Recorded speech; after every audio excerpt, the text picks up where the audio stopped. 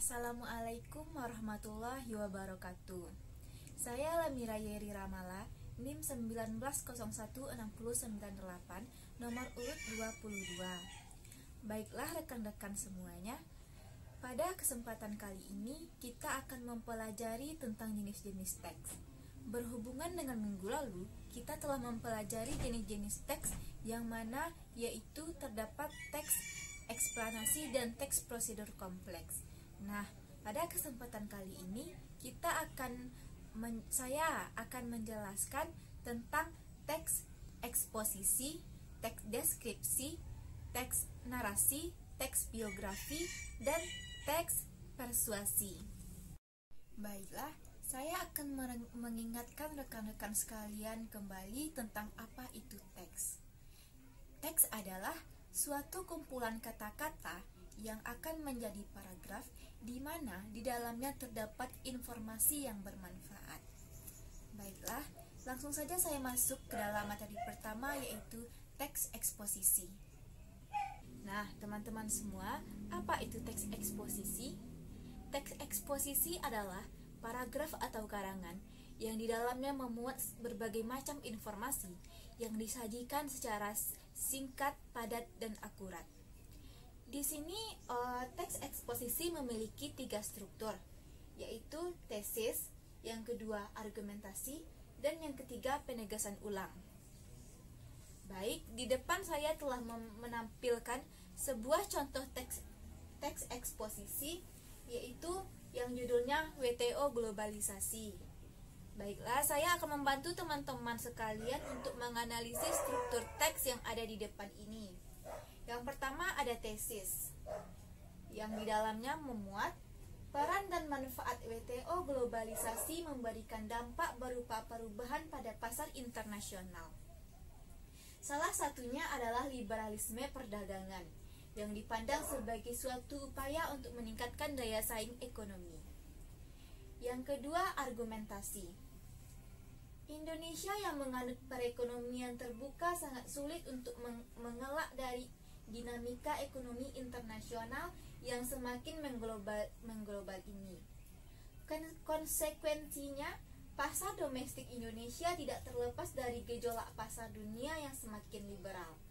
Karena kebijakan unilateral dan ratifikasi kerjasama perdagangan internasional yang harus dilakukan Indonesia, World Trade Organization atau disebut juga dengan WTO, merupakan satu-satunya badan internasional yang secara khusus mengatur masalah perdagangan antar negara.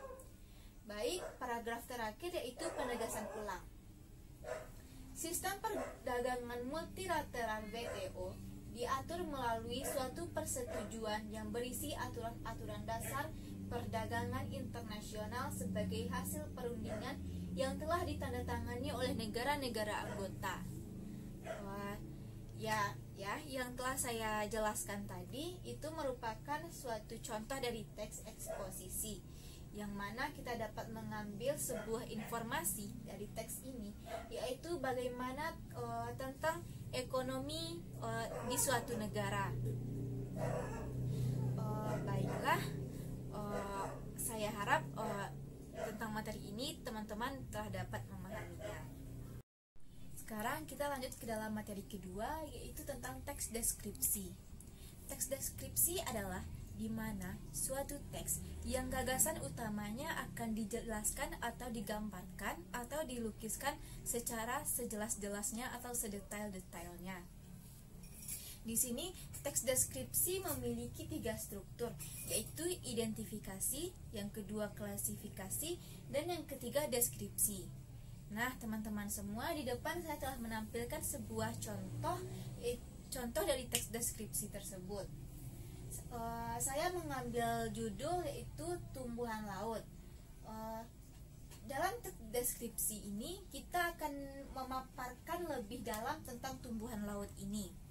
Baik, kita masuk ke dalam strukturnya. Saya akan membantu teman-teman untuk menganalisis teks di depan ini. Masuk kita ke dalam struktur pertama pada teks ini, yaitu identifikasi. Tumbuhan laut adalah tumbuhan yang hidup di dasar laut. Tumbuhan atau rumput laut merupakan salah satu sumber daya hayati yang terdapat di wilayah pesisir dan laut. Istilah rumput laut adalah rancu serta botani karena dipakai untuk dua kelompok tumbuhan yang berbeda. Yang kedua, klasifikasi. Tumbuhan laut sangat banyak jenisnya. Ada rumput laut, alga, anemon laut, ganggang laut, bunga karang, dan lain-lain. Sekarang kita masuk ke struktur ketiga, yaitu deskripsi. Tumbuhan laut memiliki sangat banyak manfaat, yaitu bahan untuk hiasan rumah tangga, obat-obatan, bahan untuk ilmu pengetahuan, indikator biologi untuk mengetahui degradasi lingkungan, obat kulit, mata, membantu menahan erosi, mengurangi bahaya banjir, dan mampu menyerap air pada musim kemarau.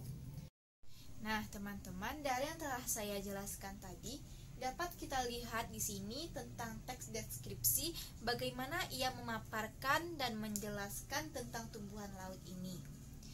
Saya harap teman-teman dapat mengerti.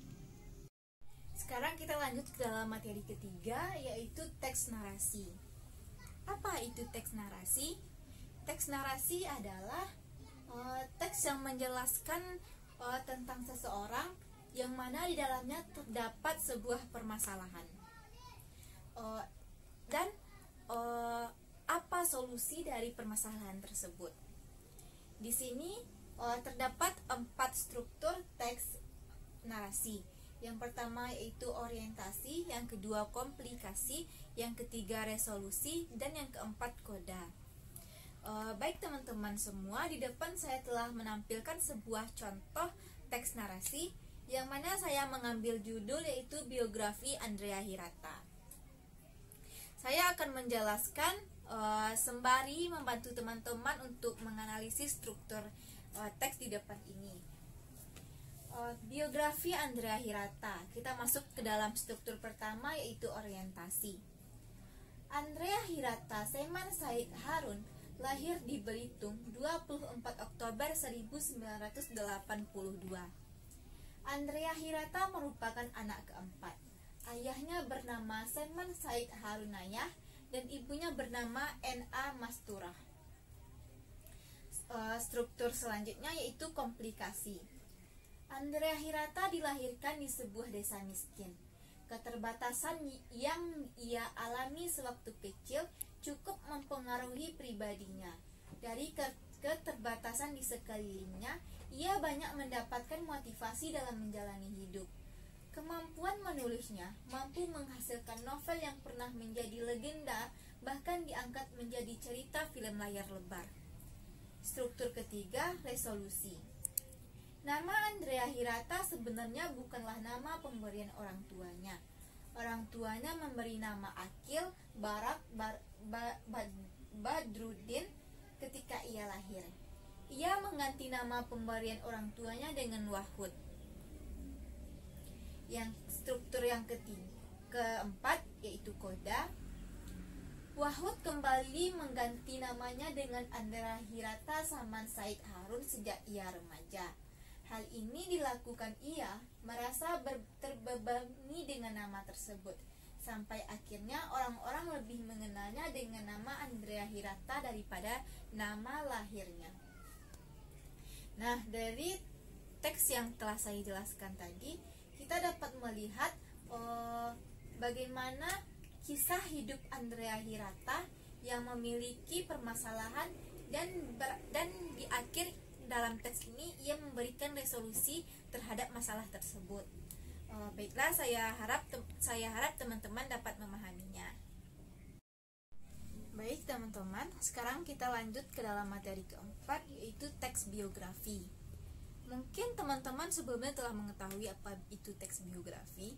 Untuk lebih mengingatkan teman-teman, saya akan menjelaskan apa itu teks biografi. Teks biografi adalah sebuah teks di mana di dalamnya seseorang akan menjelaskan tentang kehidupan orang lain, permasalahan apa yang ia hadapi, di mana orang-orang tersebut merupakan orang-orang yang menginspirasi menurut si penulis. Di dalam teks biografi ini terdapat 3 struktur, yaitu orientasi, yang kedua peristiwa atau masalah, yang ketiga reorientasi. Nah, teman-teman semua, di depan saya telah menampilkan sebuah contoh dari teks biografi. Baik, saya akan membantu teman-teman untuk menganalisis teks di depan ini. Saya mengambil judul yaitu tentang guruku. Kita masuk ke dalam struktur pertama, yaitu orientasi. Wisnu Pradana adalah seorang guru di SD Sentosa. Sekolah tersebut terletak di pedalaman Sumatera. Pria kelahiran 10 Januari 1978 ini adalah anak sulung dari 7 bersaudara. Sebagai anak pertama, Wisnu selalu berusaha mengayomi adik-adiknya. Hal ini tampaknya berhasil karena keenam adiknya berhasil sukses menggapai cita-citanya masing-masing. Masuk ke dalam struktur kedua, yaitu peristiwa atau masalah. Wisnu Pradana mendapat gelar sarjana dari Universitas Riau. Ia adalah orang yang sangat pintar. Keprihatinan Wisnu akan kemajuan pendidikan anak-anak pedalaman membuat Wisnu terjun langsung untuk mendidik anak-anak yang kurang beruntung nasibnya. Selanjutnya, struktur ketiga yaitu reorientasi. Menurut Wisnu, setiap anak berhak untuk menggapai cita-citanya. Hal inilah yang membuat Wisnu bersemangat dalam mengajar. Sosok Wisnu adalah salah satu pejuang pendidik pada garda terdepan. Meskipun Wisnu bukan seorang yang terkenal, namun jasanya dalam memajukan bangsa adalah sesuatu yang patut untuk diapresiasi. Nah, dari teks yang telah saya jelaskan di depan tadi, dapat kita lihat sebuah tokoh yang menginspirasi banyak orang terhadap semangatnya untuk mengajar para anak-anak yang kekurangan ekonomi. Baik, saya harap teman-teman dapat memahami tentang materi teks biografi ini. Sekarang kita lanjut ke dalam materi kelima, yaitu teks persuasi. Nah, apa itu teks persuasi? Teks persuasi adalah sebuah teks yang membujuk seseorang untuk membacanya. Di sini teks persuasi memiliki 3 struktur, yaitu alinea pembuka, alinea penjelas, dan alinea penutup. Nah, teman-teman, di depan saya telah menampilkan sebuah contoh dari teks persuasi. Baiklah, saya akan membantu teman-teman untuk menganalisis teks yang ada di depan ini. Saya mengambil judul dari teks persuasi ini yaitu tentang sayangilah tubuh Anda dengan tidak merokok. Langsung saja kita masuk ke dalam struktur yang pertama, yaitu alinea pembuka.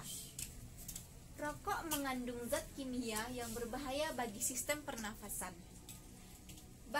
Bahan kimia yang terkandung dalam sebuah rokok, 200 diantaranya merupakan zat beracun.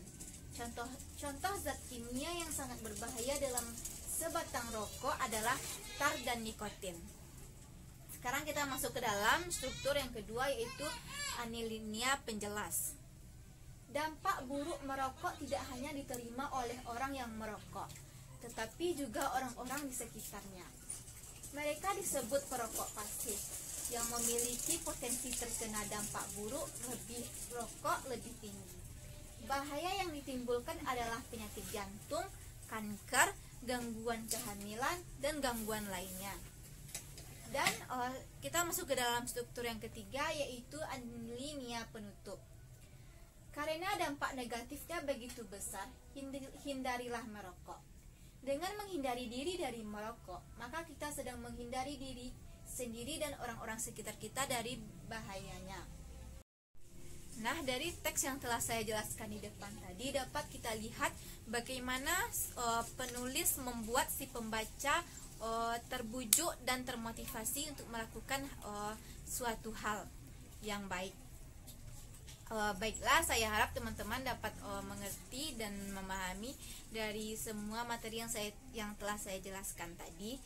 Sekian dulu materi pembelajaran kita pada hari ini. Semoga dapat bermanfaat, terutama untuk saya sendiri. Maaf jika terdapat salah pengucapan kata. Saya akhiri dengan Assalamualaikum warahmatullahi wabarakatuh.